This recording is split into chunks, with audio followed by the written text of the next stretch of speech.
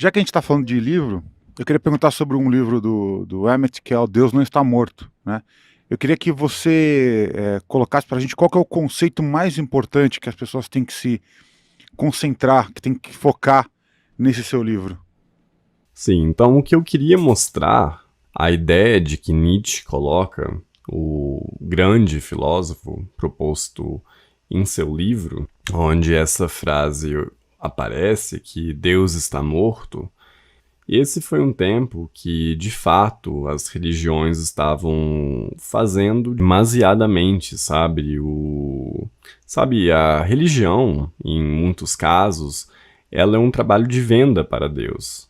E eles estavam fazendo isso demasiadamente. Então, o Nietzsche estava falando que, olha, o Deus da religião, que você consegue rezar e ele vai te dar o seu desejo, assim como no livro, né, O Segredo, que a gente acabou de falar a respeito, isso é apenas aquele Deus que não existe, ele está morto. Ele está morto porque a ciência tem mostrado que não, as coisas não ocorrem deste modo. Agora, é claro, as pessoas interpretaram que Deus está morto como uma frase tirada fora do contexto. Então, se Deus está morto se tornou uma frase absoluta, Deus está morto. Nenhum outro Deus. Ele estava falando sobre o Deus religioso, o Deus da cristianidade, que a única coisa que você tem que fazer para ser cristão, e pronto, você conseguiu.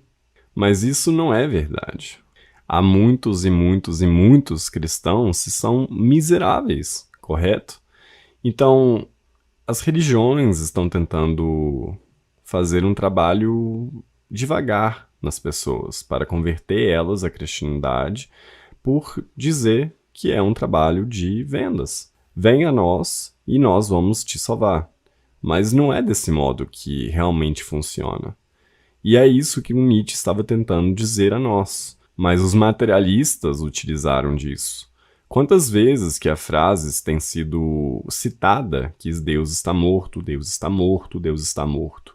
Então eu queria dizer aos leitores que, veja, o Deus que morreu não é o Deus que pode morrer. Esse é o Deus da essência do ser. Esse Deus é a base da realidade.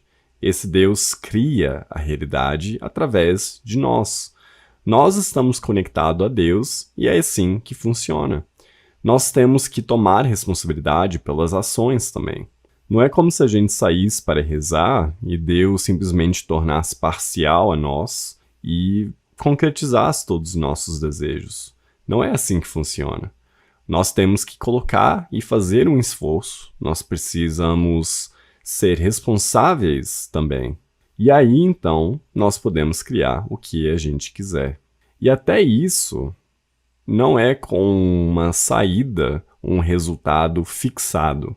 Então, Deus não está morto é uma reação ao uso clínico da frase, o que foi muito contextual dentro do trabalho do filósofo Nietzsche. E o livro, é claro, é lindo, mas não foi desse modo que estava de fato sendo utilizado.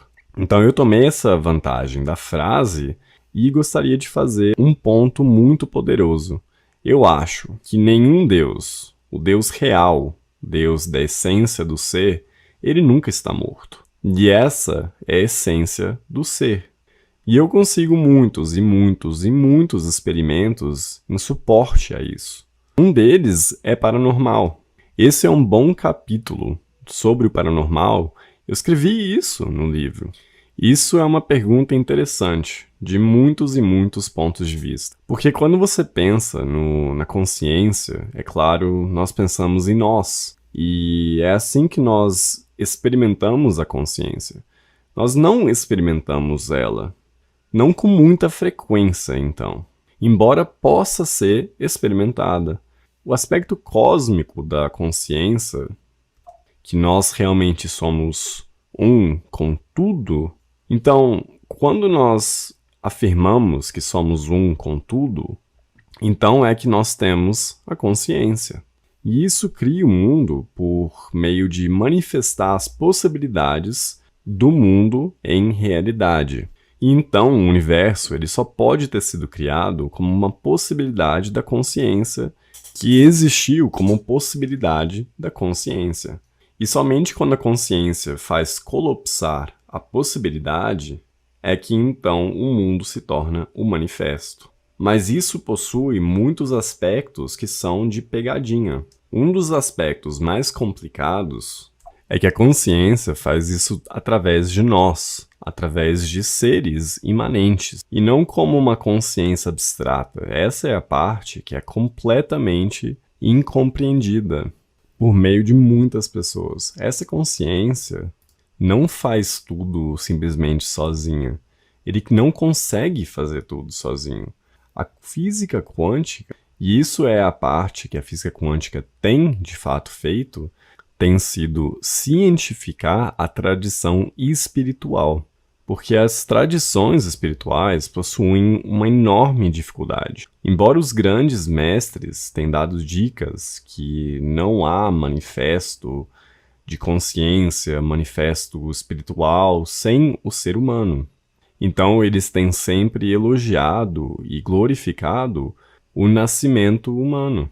Eles sempre têm falado que esse nascimento humano ele é tão maravilhoso porque nós podemos nos manifestar. Mas eles não deram nenhuma ciência por meio disso. Então, a contribuição maior da parte da física quântica é, na realidade, de remover essa confusão. Sim, Deus cria o universo, mas é através de nós, através do sentimento de seres, através de seres vivos. Então vai através de não somente nós, mas até mesmo uma criatura de uma só célula. Até mesmo uma ameba, de certo modo, ela cria também um mundo e também manifesta o mundo ao seu redor. Porque sem a linha da criação, o universo tendo sido feito através do Big Bang, uma criação de galáxias, a criação de estrelas, segunda geração de estrelas, e a criação da supernova, a criação da segunda geração de estrelas, e então planetas, e então a atmosfera planetária, e tudo isso permanece como uma dúvida, possibilidades apenas, até que um ser vivo olhe a si próprio, a sua experiência, e então a vida, sentimentos, seres que são uma parte essencial da criação do universo, isto é, o que torna a espiritualidade científica, senão o contrário disso seria apenas conceitos abstratos, mas que não conseguem fazer conexões com a realidade.